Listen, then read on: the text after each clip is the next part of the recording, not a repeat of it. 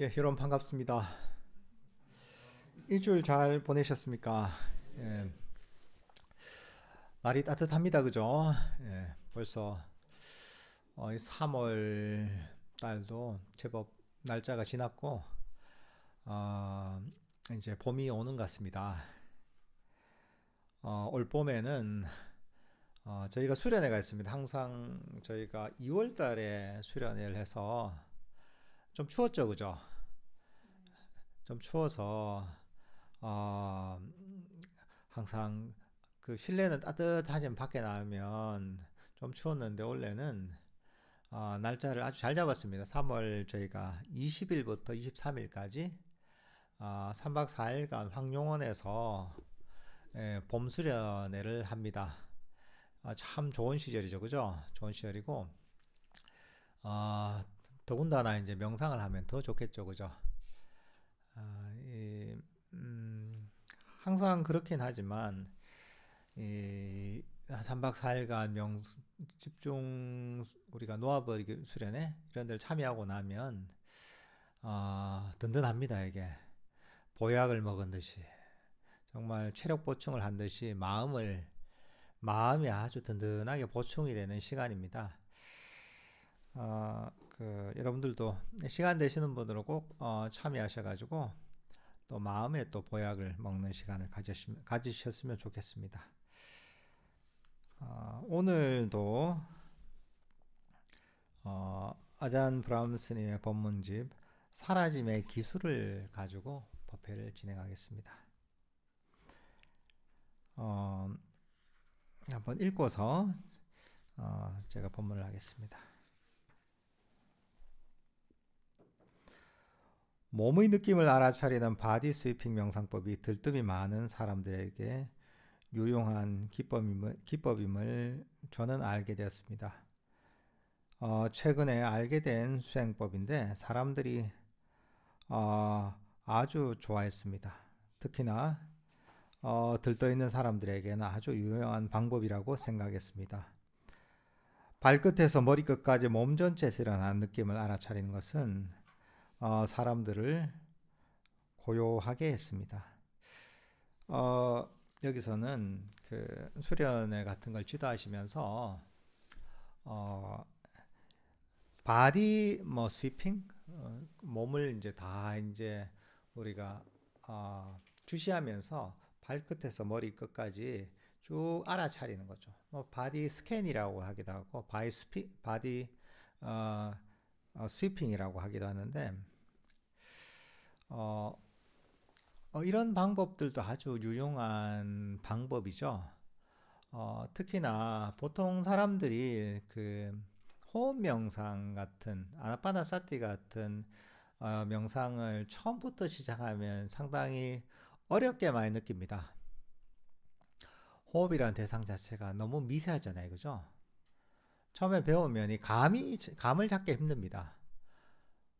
가만히 앉아 있어도 호흡이 보이지도 않는다는 얘기를 하고, 때로는 뭐 어떻게 알아야 될지도 잘 모르겠고, 호흡을 아는데 이걸 어떻게 알아야 될지도 모르겠고, 또 특히나 호흡을 그냥 코끝에서 알아차려라, 또는 뭐 입술에서 알아차려라, 배에서 알아차려라 이러면 더 쉬운데 여기서는 그게 아니라 위치를 지정하지 말고 그냥 호흡 그 자체만 알아차려라 이러니까 도대체 그건 또 무슨 소린가 뭐 이렇게 그 이해가 안 되는 경우도 많습니다. 그 이유가 뭐냐면 호흡이라는 대상 자체가 상당히 미세한 대상입니다. 그래서 사실 호흡 명상 같은 경우에는 움직이면서는 사실은 좀 하기가 힘듭니다. 왜냐하면 이 대상 자체가 상당히 미세해서 움직이면서 하다 보면 그걸 알아차기가 상당히 힘들 정도로 상당히 이제 그 섬세한 대상이고 미세한 대상입니다. 이 사실 그런 어떤 호흡 명상처럼 상당히 미세하고 또 다루기 섬세한 명상 주제를 쉽게 하려면 마음 챙김의 수준이 상당히 좀 높아져야 됩니다. 마음이 좀 가라앉은 상태. 그래서 마음이 깨어난 상태가 돼야지 호흡 명상을 하기가 쉽습니다. 마음을 움직이지 않고 가만히 호흡을 알아차릴 수가 있는데, 근데 마음이 좀 들떠 있거나 좀 거친 상태에서는 사실 호흡 명상하는 게 조금 힘들 수가 있습니다. 그래서 사실 우리 명상도 좀 단계적으로 접근하는 것이 훨씬 접근하기 쉽습니다. 거친 뭐랄까 이제 마음을 좀 가라앉히고 거친 마음을 정제를 좀 하고 그 다음에 호흡 같은 미세한 대상으로 넘어가서 호흡 명상 같은 걸 하게 되면 훨씬 편안하게 자연스럽게 이렇게 명상을 할 수가 있습니다. 무리가 안 가는 거죠.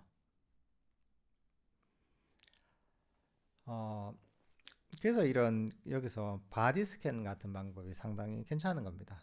현재 이 순간에 어떤 자신의 몸을 알아차리는 거죠. 보통 우리 마음은 들떠 있는 경우가 많습니다. 여러분들 뭐 예를 들면은 지금 선원에 오시면서 뭐 차를 타고 오시기도 하고 뭐 걸어오시기도 하고 뭐 버스를 타고 올 수도 있고 지하철을 타고 올 수도 있지만 그 오는 도중에 보면 내가 뭐 걷고 있다면 걷고 있다고 이렇게 인식만 하면서 오는 경우는 거의 없습니다. 운전을 할 때도 운전하는 거기에만 몰두해서 운전해서 오지 않습니다. 그죠? 보통은 어떻게 왔지 잘 몰라요. 딴 생각에 빠져서 오는 경우가 많습니다. 다른 풍경에 빠져 있고. 그러니까 마음이 멀리 도망가 있는 거야. 저 공상에 어떤 공상을 하면서 그쪽으로 도망가 있던가 안 그러면 어디 풍경을 보면서 풍경 쪽으로 내 마음이 가 있던가 멀리 가 있는 거예요. 사실 수행할 때는 항상 주의력을 나한테 가까운 쪽으로 돌려야 됩니다. 최대한 가까이 돌려야 돼요. 그래서 우리 몸이 가깝잖아요. 그러니까 멀리 주의력이 가는 것보다 내 몸에 가는 게 좋은 거예요. 이게. 몸으로 돌리면 내 주의력이 내 마음이 딴 데로 도망갈 수가 없잖아요. 그죠? 그래서 지금 내 몸의 느낌을 알아차리는 것, 내 몸을 알아차리는 것도 굉장히 유용한 방법입니다. 근데 이거는 호흡이나 이런 대상보다는 좀 쉽거든요, 이게. 그냥 이게 보면 호흡은 되게 뭔가 알아차린다고 하기에는 뭐가 구체적으로 잡히는 게 좀 별로 없거든요. 근데 우리가 발끝을 알아차리나? 발끝 이게 다 그냥 보이는 거잖아요, 그죠? 아, 발 뒤꿈치를 알아차린다. 쭉 올라오는 거죠. 그 다음에 종아리를 알아차린다. 무릎을 알아차린다. 허벅지를 알아차린다. 쭉 주의력을 쏠 수 있잖아요. 그 다음에 내 허리로 가서 쭉 가서 이제 가슴으로 가고 목으로 가고 얼굴로 가고 머리 끝으로 가고 여기까지 쭉 다시 머리 끝에서 이마 쭉 자기 알아차릴 수 있는 거죠. 이렇게 그 내 몸을 알아차림. 그 몸의 부위를 알아차기도 하고 주의력을 두기도 하고 또 그 몸에서 어떤 느낌이 일어나는지 이게 몸이 굳어 있다면 굳어있는 것도 풀어주는 굳어 있구나 릴렉스 해야지 풀어주기도 하고 이러면서 몸에 대해서 몸에 주의력을 두는 거죠 이게. 근데 그렇게 하다 보면 현재 이 순간에 내 몸을 인식하는데 내 마음이 가게 된단 말이죠. 그러면서 들떴던 마음이 가라앉죠. 마음이 훨씬 고요해지는 겁니다. 막 마음이 여기저기로 다니다가 이게 내 몸을 알아차리는 정도만 하도 마음이 훨씬 어, 가라앉게 되거든요. 그러면 평소에 그런 걸 안 해본 사람들은 굉장히 마음이 고요하고 편안하고 안정됨을 느낍니다. 그렇게 하다 보면 들떴던 마음이 가라앉죠. 거칠었던 마음이 정제가 되죠, 그죠? 그러면 이 마음이 가라앉고 점점 멈추기 시작하면서 마음이 깨어납니다. 왜냐하면 우리 마음이 쉬게 되니까 깨어나는 거예요. 이런저런 마음이 들떠서 이런저런 이 생각으로 또는 과거로 미래로 달리던 마음이 현재의 몸을 알아차리면서 이렇게 멈추게 되는 거죠. 그 마음이 멈추면 마음이 충전이 되고 정신적 에너지가 모이고 마음이 깨어나게 됩니다. 이렇게 되면 이제 거칠었던 마음이 한 단계 고요해지는 거죠. 그러니까 이런 방법으로 시작해도 좋습니다. 특히나 여러분들 뭐 직장에 나가셨다가 퇴근을 하면 그때는 뭐 밖에서 일이 바쁘잖아요, 그죠? 바쁜 어떤 일과를 마친 상태에서는 아직까지 그 여파가 있거든요. 우리 마음도 그렇습니다. 우리 마음도 막 여기저기로 달리면서 이 복잡하고 혼란해진 상태에서 집으로 온다고 해서 즉시 가라앉지 않습니다. 가라앉는데도 시간이 걸립니다. 이거 원래 워낙. 그러니까 그럴 때 네, 몸을 알아차리는 거죠. 쭉 알아차리면서 또 긴장된 긴장된 몸의 긴장을 또 풀어주는 거죠. 그렇게 쭉 하다 보면 이제 마음 여기저기로 달리던 마음이 좀 멈추게 되고 혼란했던 마음이 좀 더 고요해지는 거죠. 그렇게 된 상태에서 다시 이제 뭐 호흡 명상 같은 본격적인 명상으로 들어가면 굉장히 효과적입니다. 별 무리 없이 이런 명상이 이어질 수가 있습니다.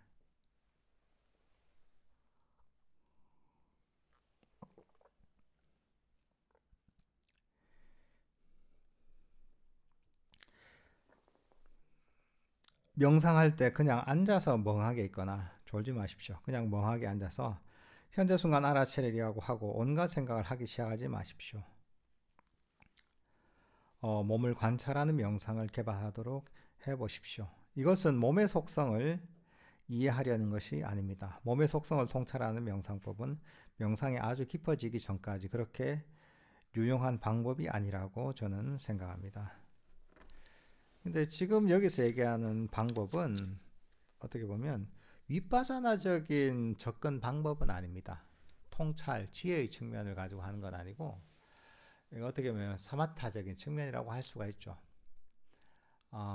그러니까 윗바사나적인 측면이라고 한다는 것은 어떤 반조와 이해를 통해서 내려오는 거죠. 몸의 속성을 보면서 몸이라는 게 이게 무상한 것이구나.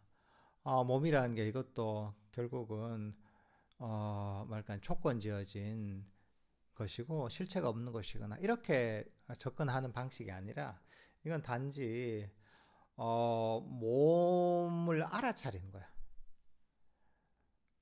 물론 이제 지혜가 필요할 때도 있지만 그 말자 삼매가 바탕이 되지 않은 상태에서 또는 뭐 마음 챙김이 강해지지 않은 상태에서 너무 지혜 쪽만 파다 보면 그게 그 큰 힘을 발휘하지 못합니다. 그래서 사실 불교 수행의 특별한 점은 뭐냐? 어떤 사람은 윗바사나가 특별한 점이다 이렇게 얘기합니다. 지혜가 특별한 점. 사실 지혜도 특별한 부분이 있지만 그것만 가지고 불교가 특별하다고 할 수는 없습니다. 왜냐하면 세상에서도 보면 뭐 과학자들도 보면 이런 물질들이 뭐랄까 이제 우리가 지금 보기에는 단단해 보이고 실체가 있는 것 같다고 하지만 실제로는 그것들도 다 실체가 없다고 알잖아요, 그죠? 뭐 원자로 이루어져 있고 또 원자도 여러 가지 구성 요소로 돼 있다고 하잖아요. 실제로는 대부분의 우리 단단해 보이지만 실제로 그것들을 아주 그 뭐랄까 이제 그 미립자의 측면에서 보면 허공이 대부분이라 했잖아요. 비어있는 부분이 대부분이라 했잖아요. 뭐 그런 것들을 알기도 하고 또 뭐랄까 이제 이 세상을 오래 살은 지혜 있는 사람들은 이제 삶이라는 게 참 무상하구나 이것도 압니다. 의사들도 몸이라는 게 이것도 영원한 게 아니라 그냥 여러 가지 신체적인 요소들이 적절하게 조건을 만나서 이 생명이 유지된다는 이걸 알잖아요. 몸의 어떤 무상함이랄까. 이게 결국은 유한한 것임을 알잖아요, 이게. 그러니까 사실 그렇지만 그렇다고 해서 그런 어떤 지혜가 있다고 해서 그 사람들의 번뇌가 그렇게 막 사라지거나 또는 깨달음을 얻을 수 있는 건 아니거든요. 물론 불교 부처님의 가르침 지혜가 훨씬 더 뛰어나고 독특한 점이 있지만 그걸 진짜 특별하게 만드는 것은 삼매가 바탕이 되기 때문에 그 지혜가 특별해지는 거야. 삼매의 강력한 에너지를 바탕으로 해서 거기에 비해서 지혜가 폭발할 수가 있거든요. 그게 불교의 아주 독특한 지점입니다. 예를 들면 우리가 정신과 상담 같은 걸 해도 자기 마음을 보게 되고 이해하게 만들잖아요. 그죠? 그 본질을 보게 되고 자신의 못 본 점을 보게 만들잖아요. 그러면서 뭔가 스스로에 대한 이해가 깊어지고 뭔가 정신적 문제들도 해결되는 이런 부분이 있잖아요. 하지만 거기서 없는 건 뭐냐면 삼매라는 게 없는 거야. 강력한 삼매를 개발해서 지혜를 강화시키는 것. 그래서 우리 마음에 일어나는 이러한저런 번뇌들을, 여러 가지 장애들을 뿌리 뽑는 게 불교의 아주 독창적인 측면입니다. 그래서 이 두 가지가 아주 적절하게 이루어져야 되는 거죠. 어떻게 보면 전통적으로 내려오는 표현을 얘기하자면 정의 쌍수가 돼야 되는 거죠. 이게. 물론 이제 거기서 얘기한 정의 쌍수는 조금 다르긴 하지만 어쨌든 용어로 보면 정의 쌍수가 돼야 되는 거죠. 삼매와 지혜, 사마타와 이빠사나가 서로 조화를 이루면서 적절하게 가야 된다는 거죠. 이게 바로 이제 이 불교 수행의 핵심적인 부분이죠.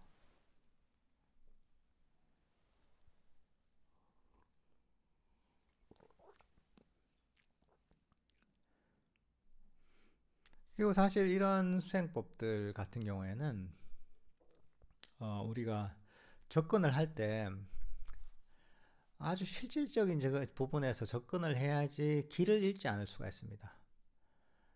아까 이제 어떤 개념적인 데 빠져서 사마타가 뭘 대상으로 하고 이파사나가 뭘 대상으로 해서 이렇게 이제 접근을 하다 보면 실제로 우리 마음 속에서 일어나는 번뇌, 여러 가지 장애들을 버리는 데서 좀 멀어지기가 쉽습니다. 그래서 사실 명상 주제를 알아차려서 탐진치를 가라앉히는 일종의 사마타적인 접근 방식이든 아니면 반조를 통해서 이게 내가 경험하고 있는 이것들이 무상하고 무아이고 고다 실체가 없다 이렇게 바라보면서 일어난 번뇌나 장애들을 가라앉히는 윗바사나적인 지혜의 측면이든 결국은 그걸 통해 번뇌가 가라앉고 문제가 해결돼야 되는 거예요. 이게. 근데 부처님 가르쳐 원래 그런 겁니다. 실질적으로 그런 번뇌를 가라앉히고 장애를 없애주는 그런 현실적인 효과가 있는 겁니다. 그런 걸 통해서 이게 우리가 실제 뭔가 그냥 단순하게 관념적인 수행이 아니라 실제 우리 삶에 도움이 되는, 실제 우리 마음을 개발하는 수행을 할 수가 있는 거죠.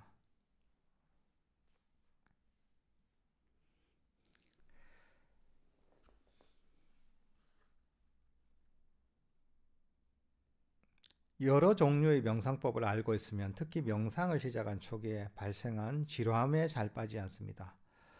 몸 관찰 명상 같은 기술들을 사용하여 일찌감치 생각 없이 현재 순간 알아차리기를 개발하면 얼마 안 되어 명상이 곧 자리를 잡기 시작합니다. 그리고는 생각 없음으로 향하는 습관과 현재 순간으로 향하는 습관이 자연스럽게 생깁니다. 어떤 명상법을 향해 마음을 기울일수록 그 명상법으로 마음이 더 단련되고 그 명상법이 더 자연스러워집니다.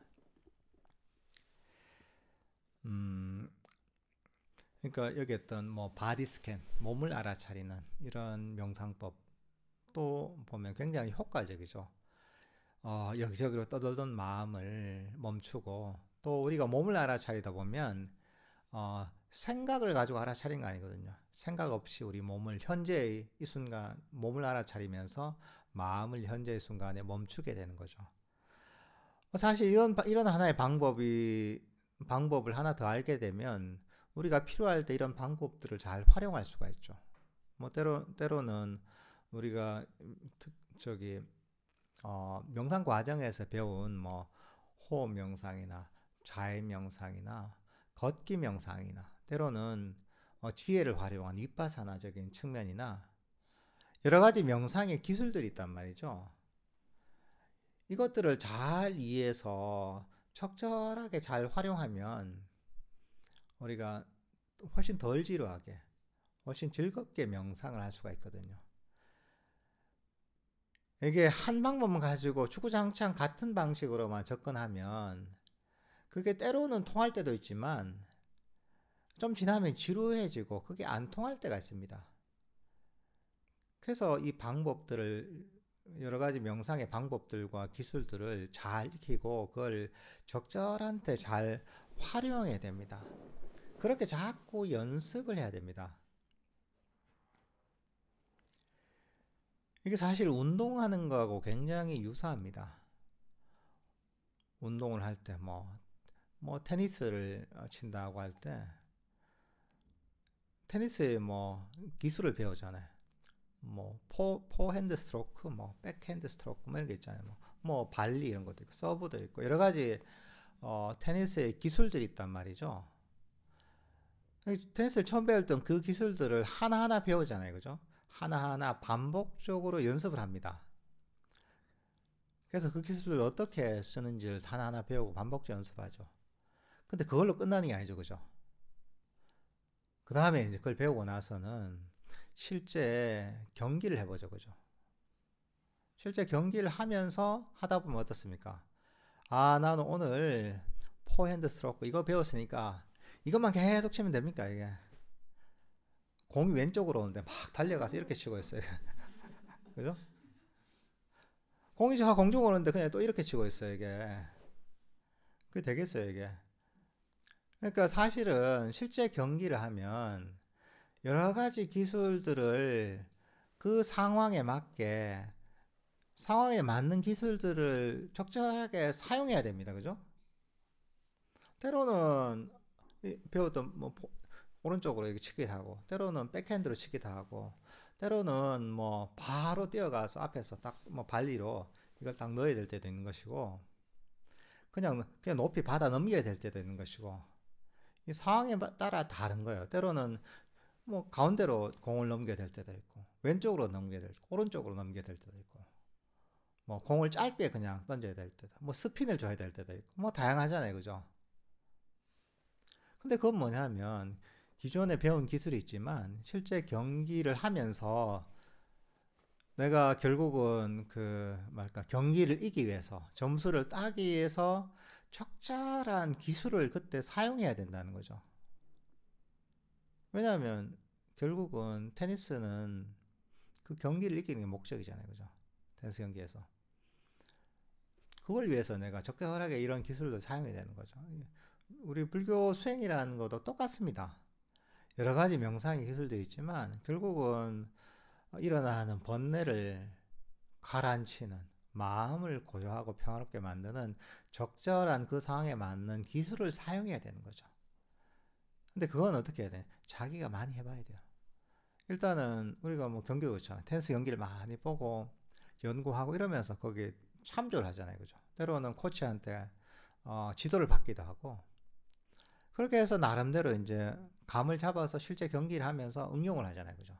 이렇게 해보기도 하고 저렇게 해보기도 하고 그렇게 해서 실력을 향상시키는 것처럼 명상할 때도 이렇게 스님한테 법문 듣는 거 이런 걸 듣고서 또 응용을 해보는 거죠.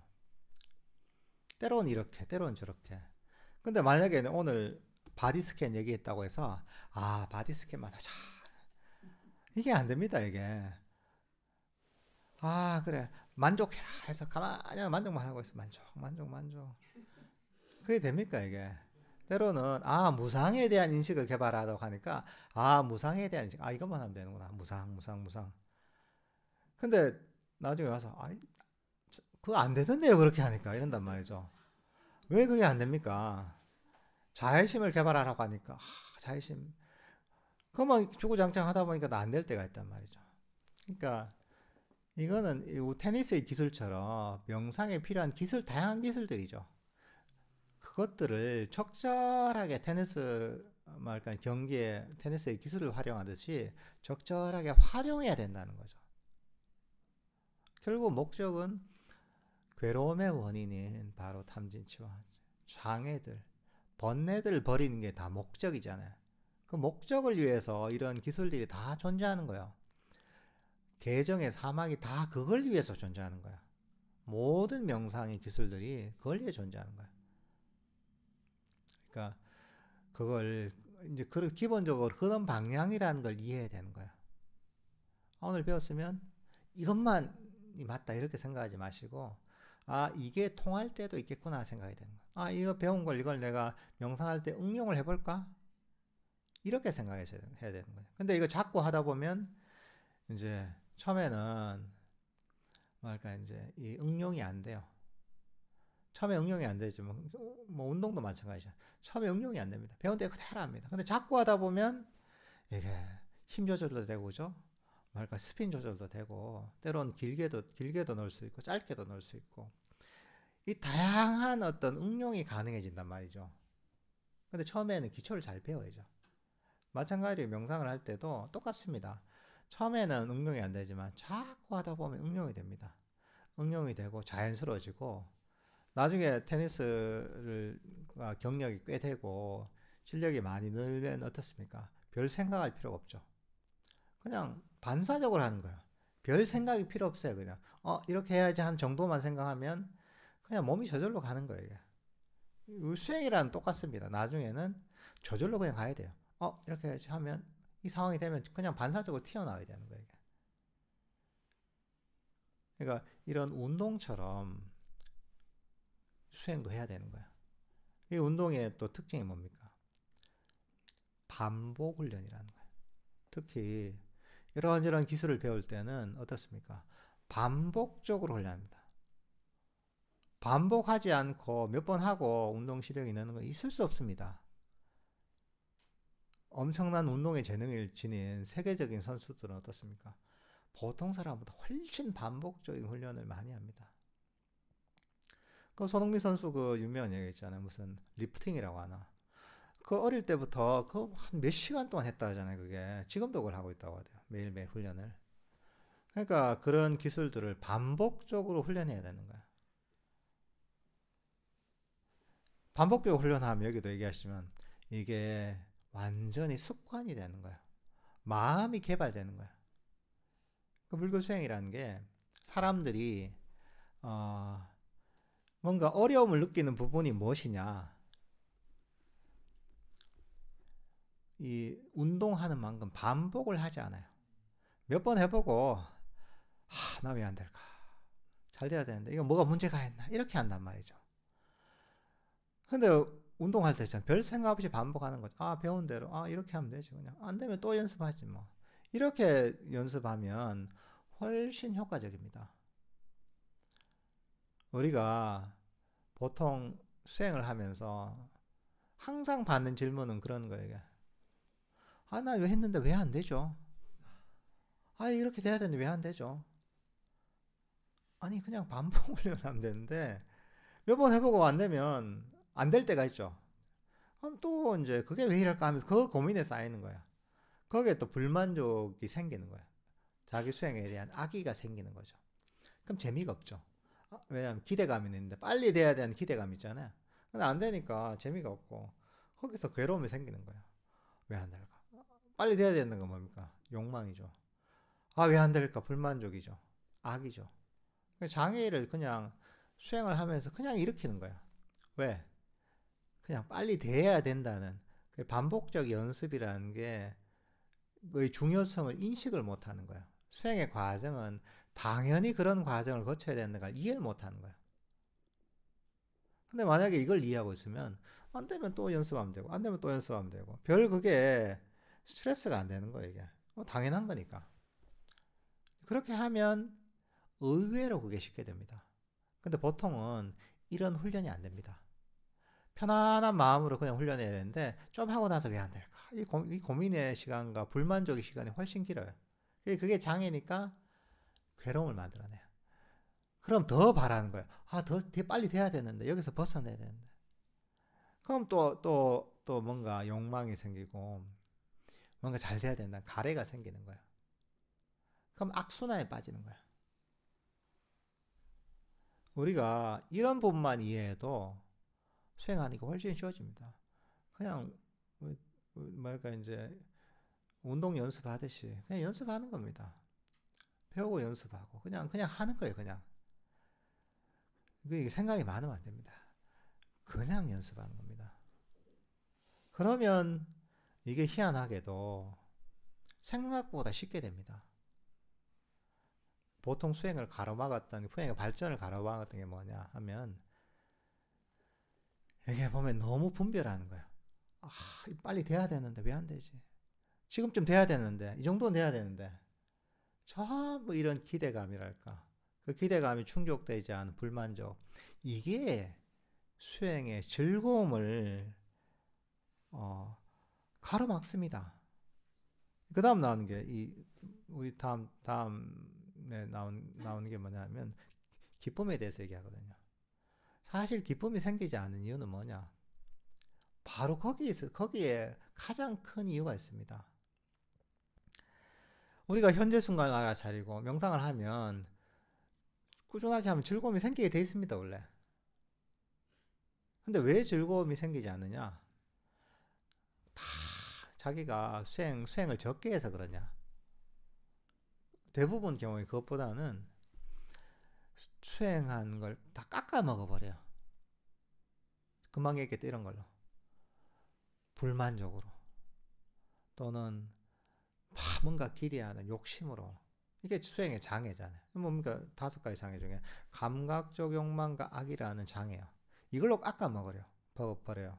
깎아 먹으니까 수행을 해도 이게 이제 조금만 더 쌓이면 뭔가 수행에 즐거움이 생길만 한데 왜 안 되지 빨리 잘 돼야 되는데 나 왜 이럴까? 도반은 뭔가 새로운 걸 경험하고 뭔가 대단한 얘기를 하는데 나는 왜 그런 게 없지? 이렇게 불만족을 하잖아요. 이런 것들이 다 깎아먹는 거야. 그냥 하다 보면 그냥 저절로 생기는 건데 즐거움이. 근데 깎아먹지만 않으면 되는 거야 이게. 예를 들면 아까 바디 스캔 얘기했잖아요. 그것도 마찬가지 바디 스캔 하면서 쭉 하는 거죠. 생각대로 안 될 때도 있죠. 마음이 딴 데 갔다가 막 왔다 갔다 하죠. 그래도 그냥 하는 거예요.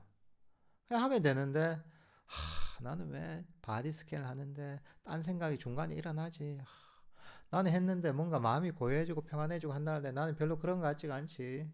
즐거움이 생긴다는데 왜 즐거움이 생기지 않지 아직? 아직까지 마음이 완전히 깨어나야 되는데 왜 완전히 깨어나지가 않지?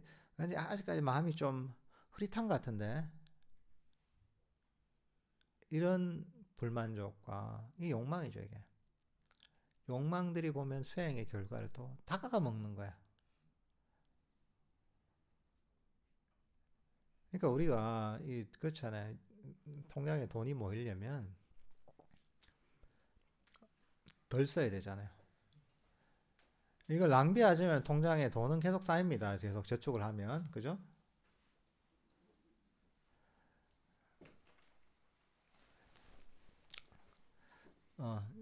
근데 낭비하니까 통장에 돈이 안 쌓이는 겁니다. 이거 뒤쪽으로 하시면 됩니다. 카메라 뒤로 돌아와서 자리가 있으니까. 예.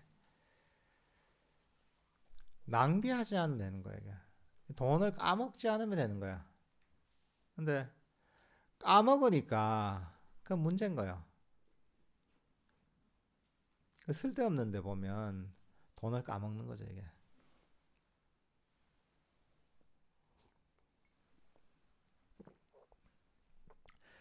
그러니까 예를 들면 아잔 브람스님 여기 쭉 얘기하시는 이거 보면 아잔 브람스님 또 가르치면 약간 달콤해요. 약간 당신이 이게 수행을 뭔가 매력적으로 느껴지도록 진짜 매력적이죠. 이 달콤한 부분들을 얘기를 잘 해주세요. 사람들이 혹해요, 이게. 혹해서 하는데, 보통 그렇더라고요, 보면. 제가 놓아버리기. 그 아담 브라움스 책을 제가 번역을 해서, 되게, 그게 제법 번역된 지 오래됐고, 하여튼 수행하는 사람들 그 책을 많이 읽어봤단 말이죠. 그걸 읽고 이제 수많은 사람들 좀 만나봤잖아요. 근데 이제 어쨌든 그런 수행을 한 사람들은 어떻게 되느냐, 보통. 뭔가 이제 엄청난 희망으로 이제 시작을 해요. 그 끝은 절망으로 끝이 나요. 특히 열심히 하는 분들이. 그 이유가 뭐냐 하면, 이 보면 거기에도 다 뭐 어떻게 장애를 극복하는지 이런 게 다 나와 있어요. 근데 뭐냐 하면, 이게 달콤하니까 그것밖에 눈에 안 들어오는 거야. 달콤 뭔가 이렇게 하면 이렇게 되고 막 저렇게 하면 저렇게 되고 막 니미따도 보고 선정도 들어가고 엄청난 행복도 생기고 마음도 고요해지고 막 전부 그것만 머릿속에 들어가 있는 거야. 이게 뭐냐면 그러니까 사람들이 욕심을 가지게 되는 거야. 그리고 빨리 그걸 되길 기대하는 거야. 끊임없이 보는 거야. 나 왜 안 되지? 끊임없이 자기 상태를 보고서 내가 그 기대하던 어떤 경지에 이르길 바라는 거예요. 근데 그게 뭡니까? 그게 가래예요. 현재 나한테 없는 걸 바라는 거. 그 뭐가 됐든. 근데 수행에 대해서는 사람들이 이게 가래라고 이해를 잘 못하는 거야. 법문 그렇게 맨날 하는데도 5가지 장애니 뭐 가래니 욕망이니 그렇게 얘기를 해도 수행할 때만 되면 그게 막 그때는 다 잊어버려요. 그러니까 우리는 이 부분에 되게 초점을 맞춰야 됩니다. 수행의 속성이라는 게 어떤 것인지. 결국은 여러분들이 운동할 때처럼 그런 마음가짐을 가지고 하면 훨씬 쉽습니다. 운동이 한 번 한다고 됩니까? 반복적인 훈련을 통해서 그 기술이 몸에 익혀지고 그 근육도 생기잖아요. 그죠? 몸에 힘도 생기고 에너지도 생기고 뭐 심폐기능도 좋아지고 그죠? 그게 반복적인 훈련의 결과로 생기는 거잖아요. 내가 원한다고 되는 게 아니잖아요. 그럼 저절로 실력이 느는 것처럼 반복적으로 훈련하다 보면 불교 수행도 딱 그렇다는 걸 이해해야 되는 거야.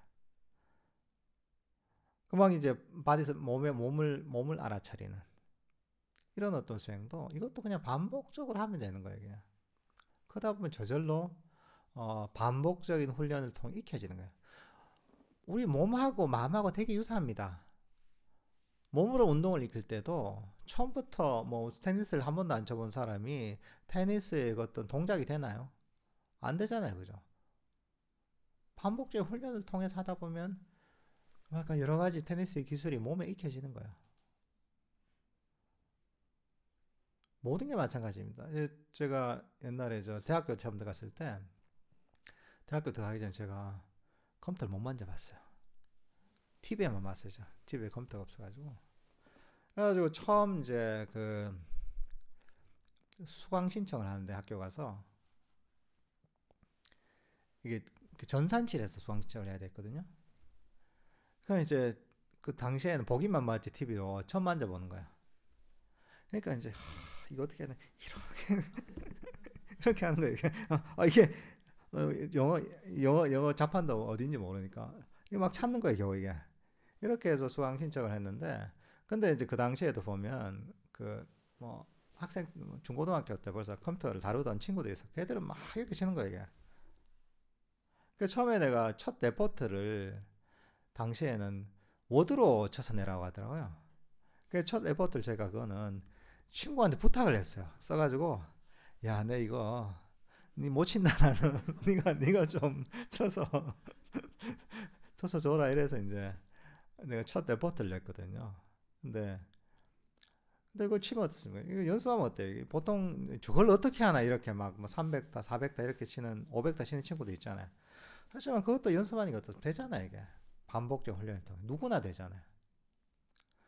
이게 막 신기 같지만 이렇게 쫙막 이렇게 치던 사람이 이렇게 치는 사람 보면 야 저거는 어떻게 막 거의 신기의 수준이죠. 근데 실제로 연습하면 별거 아니잖아요. 그냥 그럼 되는 거예요. 이게 반복적 훈련 통역을 통해서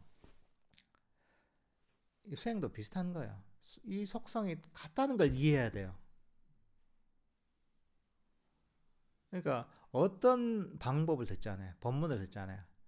아 이렇게 하면 되겠지 그게 아니라 이것도 운동의 기술처럼 생각해야 되는 거야. 아 운동할 때 포핸드 스트로크 뭐 서브 연습하잖아요. 그럴 때 엄청나게 연습하잖아요. 축구 같은 거 연습할 때 어떻습니까? 뭐 드리블 이런 거 연습 얼마나 연습해요. 뭐 슛을 연습할 때 얼마나 연습을 많이 해요. 농구 같은 것도 그렇잖아. 농구할 때 이런 드리블 얼마나 연습을 많이 해요. 그러니까 법문을 들을 때도 어떤 그 명상에 대한 그런 기술이나 방법을 들을 때 아, 저건 운동의 기술을 가르쳐 주는 거와 똑같구나. 운동의 기술은 뭐, 아, 이렇게 하면 된다. 얘기를 들으면 그게 바로 됩니까? 아, 듣고 나서, 아, 이렇게 하는 건 알고, 그 다음 반복적으로 계속 연습해야 되는 거야. 그러니까 여러분들도 여기 뭐, 우리 아잔 브람스님 법문을 가지고 공부하고 있지만, 여기 나오는 내용들을 듣잖아요. 그러면, 아, 이거는 마음의 운동의 기술을 가르쳐 주시는 거구나. 이걸 반복적으로 연습해야지 내가 이걸 익힐 수 있겠구나. 이렇게 생각이 되는 거야. 보고서 해보니까 안 돼. 왜 안 되지? 이렇게 생각하지 말라는 거야. 마음을 훈련시키는 기술이다. 라는 것을 명백하게 이해해야 돼요. 그러면 여러분들이 급한 마음이 없어집니다. 수행할 때는 급한 마음이 없어야 돼요. 그냥 하면 됩니다. 그냥 하면 가장 효과적입니다.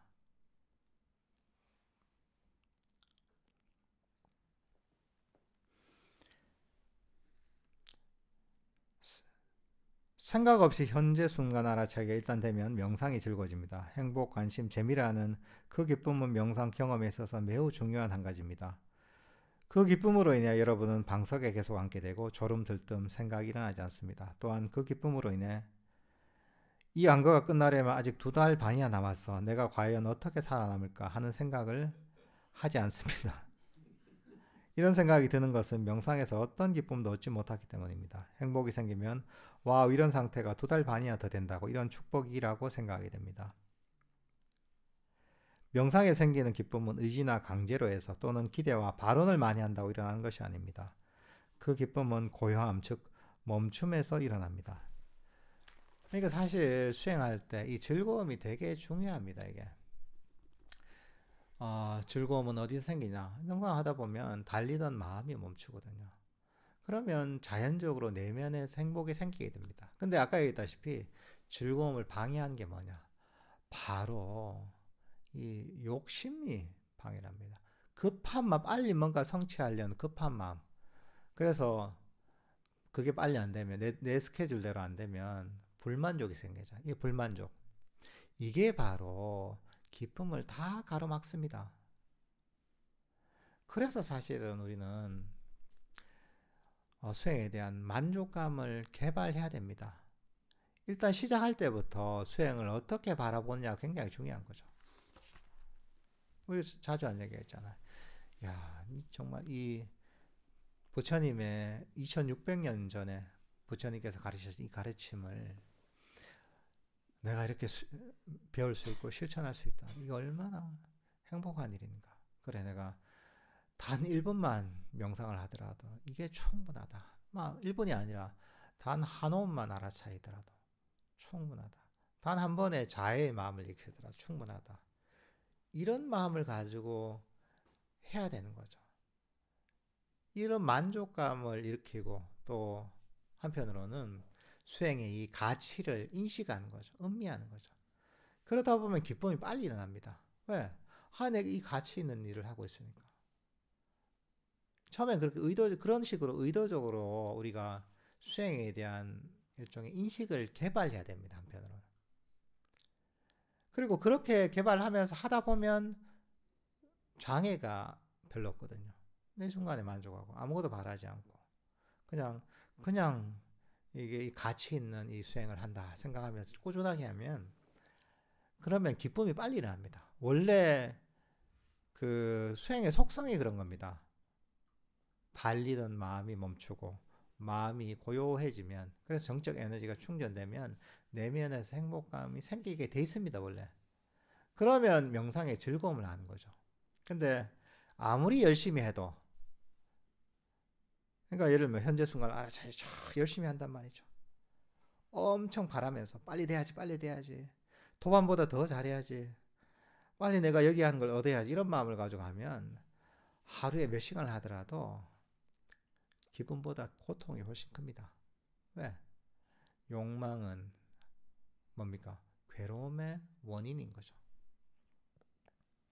그러니까 여러분들 수행할 때 항상 가르쳐야 돼요. 이거는 한번 듣고 나면 알겠다 하지만 또 집에 가면 다 잊어버립니다. 또 원문 듣고서 그렇지 그렇지 하다가 수행할 때 되면 다 까먹어요. 그러니까 끊임없이 가르쳐야 됩니다. 왜냐하면 우리는 욕망의 세계에서 살고 있고 거기에 완전히 절어 있는 거야. 그 물 빼기가 너무 힘든 겁니다. 물을 조금 빼놓으면 또 물이 들고, 물을 좀 빼놓으면 물이 드는 거야. 그러니까 반복적으로 가르쳐야, 수행은 사실 이게 핵심입니다.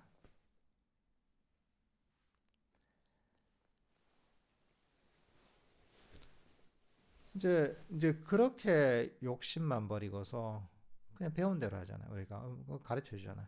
뭐 현재 순간을 알아차리든 또는 호흡을 알아차리든, 내가 그냥 만족하면서 이 너무나 내 소중한 시간을 보내고 있다는 이런 마음을 가지면서 그냥 하는 거죠. 운동 연습하듯이 하다 보면 그 기쁨이 빨리 생깁니다. 만족해서 기쁨이 생깁니다. 그래서 부처님도 그런 얘기 하십니다. 자기가 얻은 것에 만족하지 못하는 수행자는 삼매를 얻지 못한다 그러십니다. 법구경에서 그런 얘기 하세요. 내가 가진 이대로 만족해야 되는 거야.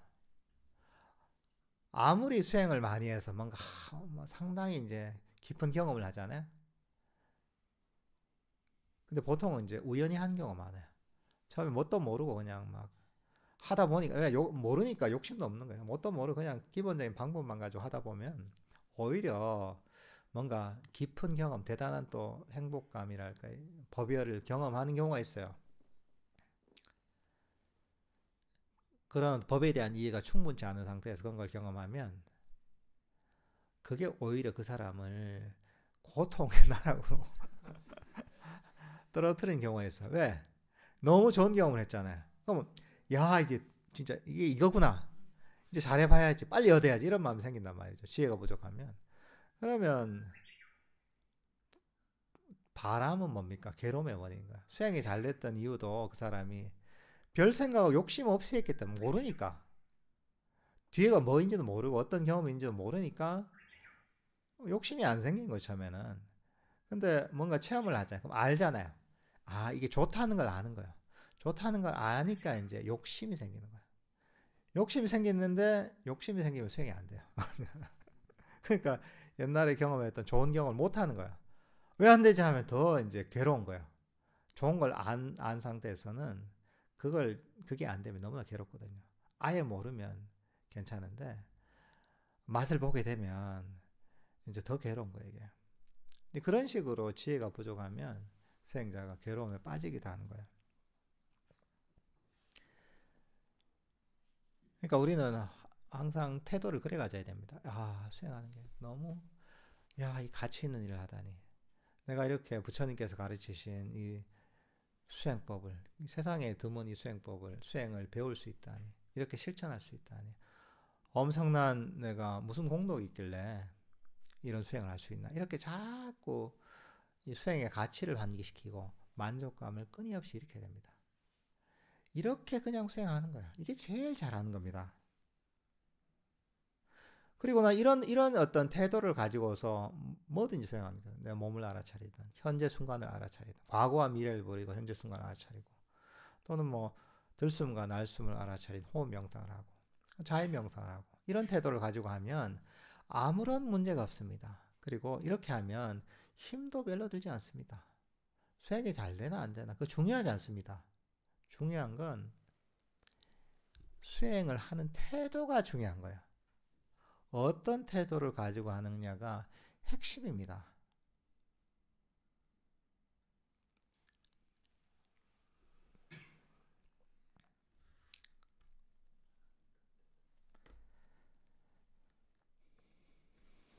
자의심으로 몸 알아차리는 수행을 통해서 여러분은 현재 하고 있는 것에 대해 주의를 기울이는 능력을 함량하게 됩니다.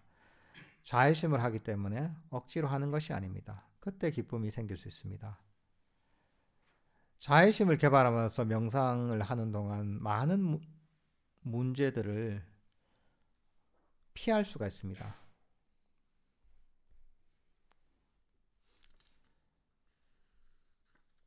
그러니까 사실 이 수행을 할 때는 그 특히나 중요한 방법이 뭐냐면 자애심이 바탕이 돼야 됩니다. 자애심 뭡니까? 조건 없는 사랑과 포용과 용서 있는 그대로 따뜻하게 받아들이는 이런 순수한 감정이 자애심입니다. 자애심의 핵심은 그거죠. 무조건적이라는 거예요. 조건을 달지 않는다는 거예요.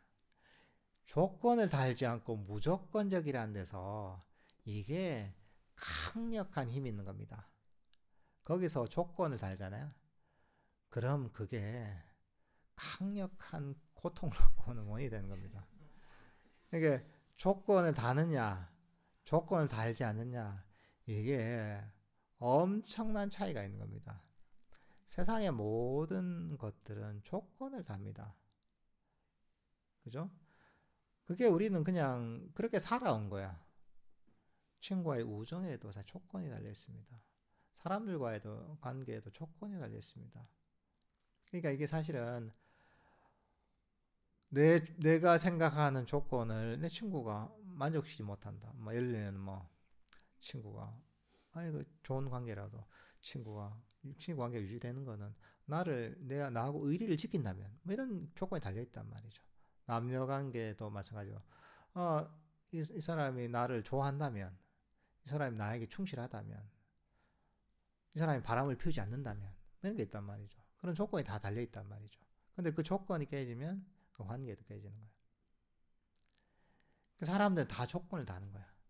근데 이 무조건적이라는 것은 보통 사람들한테 없는 겁니다.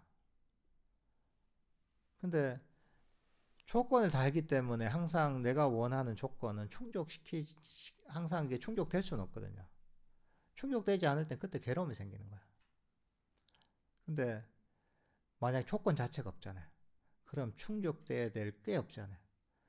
그러니까 그 괴로움이 일어날 그런 원인이 사라지는 거예요. 이게. 왜? 아무것도 바라는 게 없는 거야. 기대하는 게 없잖아요. 괴로움은 왜 생기느냐? 내가 기대하는 게 채워지지 못하기 때문에 괴로움이 생기는 거야. 내가 원하는 게 이건데 이게 안 채워지니까 괴로움이 생기는 거야. 근데 아예 원하는 게 없잖아요. 기대하는 게 없잖아요. 그러면 어떻게 보면 언제나 완벽하게 만족할 수 있는 거야. 괴로움이 일어날 건덕지 없어. 왜? 아무것도 바라는 게 없는데 어떻게 괴로움이 일어나겠어요? 이 세상에 없는 마음이에요. 그러니까 보통 사람들하고 완전히 다르게 마음을 쓰는 거야. 보통 사람은 완전히 다르게 마음을 쓰기 때문에 다른 원인을 심잖아요. 그러니까 보통 사람들하고 다른 결과가 나오게 되는 거야.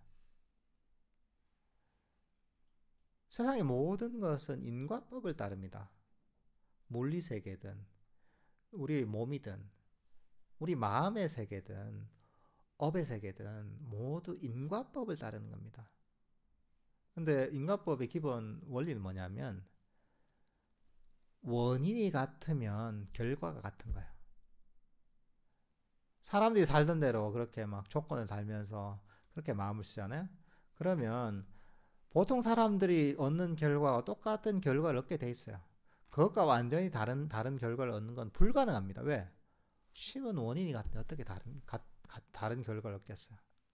근데 부처님의 자애심이라는 것은 조건을 달지 않는 사람들이 쓰지 않는 마음이거든요. 사람들이 심지 않은 어떤 원인을 심는 거예요. 원인이 다르기 때문에 당연히 어떻게 원인이 다르면 어떻게 결과가 달라지게 되는 거야. 조건을 달지 않는 보통 사람들 쓰지 않는 마음을 개발하지 않는 마음을 개발하기 때문에 보통 사람들은 얻을 수 없는 엄청난 행복과 자유와 평화를 얻을 수가 있는 거예요. 이거는 인과적으로도 명확한 겁니다. 보통 사람이 못하는 거예요. 그래서 이걸 흔히 뭐 범천의 마음이라고 하거든요. 이 뭐 사범주라고 해서 거기에 들어가는 거거든요. 그러니까 하나님 세계의 어떤 그런 마음이다 하는 거예요, 이게. 이걸 통해서 이걸 자꾸 개발하다 보면 뭐 깨달음 얻거나 깨달음 얻지 못하더라도 범천의 세계에 태어난다거든요. 범천이 어떤 존재들이냐? 일종의 선정을 개발해서 태어나는 그런 세상의 일종의 하나님과 같은 존재예요, 이게. 그런 존재의 마음 상태가 되는 거예요, 이게. 그러니까 이게 이런 마음을 우리는 이 개발하는 거죠. 어떤 상황에서도 아까 뭐 우리가 이제 몸을 알아차린다 이럴 때도 조건 없는 자애심을 가지고 대하는 거죠. 때로는 몸이 불편할 수도 있잖아요. 몸이 긴장될 수도 있잖아요. 그럴 때 우리 몸을 자애롭게 주시하는 거죠. 아, 몸이 뭔가 굳어 있다, 긴장돼 있다. 이럴 때 네가 왜 긴장돼 있어? 빨리 몸이 풀려야지. 이렇게 푸시할 수도 있잖아요. 힘으로. 그럼 몸은 더 긴장되고 더 힘들어지죠, 그죠? 아니 그런 거죠. 같은 애 내가 힘들어가지고 몸이 긴장됐는데 또 딴 사람이 나타나가지고 나를 더 푸시한다. 이러면 어떻게 됩니까? 더 힘들어지는 거죠. 그게 아니라 자애심으로 대하는 거죠. 그래 괜찮다. 내가 너를 조건 없이 따뜻하게 감싸줄게. 이런 태도를 가지고 하는 거죠. 네가 어떤 상황이든 난 너를 따뜻하게 돌봐주고 너를 있는 그대로 받아들여주고 너를 사랑할게. 이렇게 바라봐주는 거죠. 그러면 긴장됐던 몸도 확 풀리죠. 우리 마음에 대해서도 마찬가지입니다. 우리 마음에 대해서도 때로는 마음이 혼란스럽고 때로는 이런저런 번뇌가 많이 일어나고 그죠? 이럴 때도 있습니다. 때로는 마음이 흐릿해서 깨어있지 않은 흐리멍텅한 상태일 수도 있습니다. 그럴 때도 우리는 푸시를 하면 안 됩니다. 너 왜 이래 이게 잘해야지. 네가 정신 상태가 이따위 정신 상태로 되겠나 지금 수행자가. 이러면 안 된다는 거죠. 그건 뭐냐면 아니 그 번뇌가 일어나는 게 마음이 힘든 상태단 말이죠. 마음이 흐리멍텅한 게 마음이 컨디션이 안 좋은 상태단 말이죠. 거기다가 막 뭐라 하잖아요. 그러면 마음은 더 스트레스를 받는 거야. 일종의 이제 그게 악의로 대하는 거야, 이게. 이걸 뭔가 제거해야 될 상태로 보고 악의로서 푸시하는 거야. 악의는 불선법이잖아요. 악의는 결국 괴로움의 원인인 거야. 그걸로는 아무 해결도 안 되는 거야. 그러니까 우리는 그 반대로 돼야 되는 거죠. 번뇌가 많이 일어나. 마음이 깨어있지 않아? 그래, 괜찮아. 내가, 지금 마음이 그동안 많이 피곤했구나. 이제 내가 너를 따뜻하게 돌봐줄게.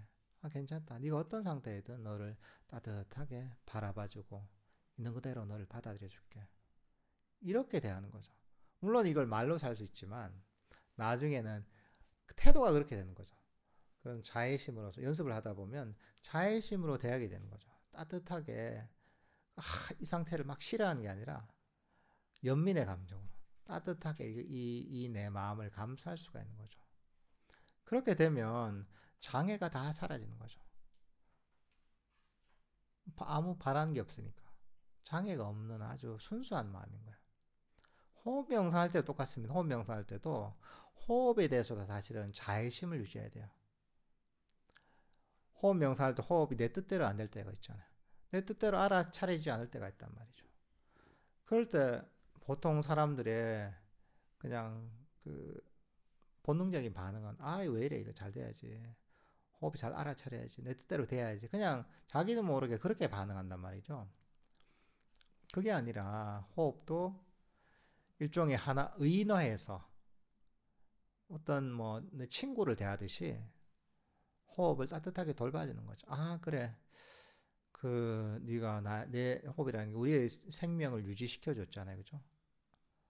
고마움을 하는 거죠. 아, 그래. 네가 나를 지금까지 잘 돌봐왔지. 내 생명을 지금까지 유지시켜 왔지. 고맙다. 그래. 내가 이제 널 잘 돌봐줄게. 아, 그래. 네가 아무리 호흡이 거칠어지든 아무리 호흡이 잘 알아차리지 않더라도 내 뜻대로 되지 않더라도 내가 너를 조건 없이 언제나 따뜻하게 돌봐줄게. 괜찮다. 아, 그래. 알아차리지 않아도 괜찮아. 네 뜻대로 해. 내가 그래도 난 널 따뜻하게 돌봐주고 있는 그대로 받아들여줄게. 이런 태도로 대하는 거죠. 그러면 거기에는 욕망도 없고 악의도 없잖아요. 선법인 자애심 있잖아요. 그러면 마음이 바로 가라앉습니다. 이게 편안하게. 그러니까 수행할 때 기본적으로 우리는 이런 태도를 유지해야 됩니다. 근데 이게 8정도에 있습니다. 이게 8정도 중에 불교 수행에 스탠다드가 8정도라고 할 수가 있습니다. 8정도에 들어맞으면 그게 불교 수행이고 8정도에 맞지 않으면 불교 수행이 아닙니다. 1번만 맞으면 1번만 맞은 만큼 불교 수행이에요. 근데 그 중에 두 번째가 뭐냐? 정사유가 있습니다. 정사유가 뭐냐? 그냥 바른 생각이 아닙니다. 바른 마음가짐이라고 했어요. 바른 마음가짐. 사마상카파라고 하거든요. 이게 뭐냐? 부드럽고 친절하고 놓아버리는 태도예요. 놓아버리고 부드럽고 친절한 태도란 말이죠. 놓아버리고 부드럽고 친절한 게 어떻게 보면 자애심이라고 할 수 있는 거죠. 그러니까 우리는 어떤 대상이든지 그렇게 돼야 됩니다. 내 마음이 됐든 마음에도 부드럽고 친절한 자애심으로 대하고 호흡이라는 명상 주제에 대해서 부드럽고 친절하게 대하고 내 몸에 대해서도 그런 태도를 가지고 어떤 대상이든 그런 태도를 유지하는 것이 8정도의 정사유를 실천하는 겁니다. 그러니까 이것도 마찬가지죠. 이것도 그렇게 해야지 한다고 되는 게 아닙니다. 이것도 반복적인 훈련을 통해 되는 겁니다. 나 안 되던데요. 많이 그런 얘기 한단 말이죠. 특히 자해명상 같은 경우에 들을 땐 좋아요. 해보니까 나 별 효과가 없던데요 하면서 안 하는 경우가 많아요. 왜? 이것도 기대감이 앞서는 거야. 이것도 반복적인 훈련을 해야 되는 거야. 바라지 말고 그냥 훈련하는 겁니다. 하다 보면 이게 익혀집니다. 운동의 기술을 익히듯이 이런 자애심으로서 우리가 자애심의 태도를 가지는 것도 반복적인 훈련을 통해 정신적인 습관이 됩니다. 그러니까 여러분들도 지금 그런 생각했어요. 보디아나 선원이 마음의 헬스장이다 생각하시고 그런 태도로 오세요. 헬스장 가서 내가 운동해야지 그냥 이런 마음을 가지고 또 여기 강의를 법문을 듣고 나서는 내가 운동 기술을 하나 배웠으니까 집에 가서 내가 반복적으로 훈련해서 내가 이거 내 마음에 완전히 습관이 대로 익혀야지 이런 마음을 가지시면 수행하는 게 훨씬 수월해지실 겁니다. 예. 오늘 본문은 이 정도로 하고요.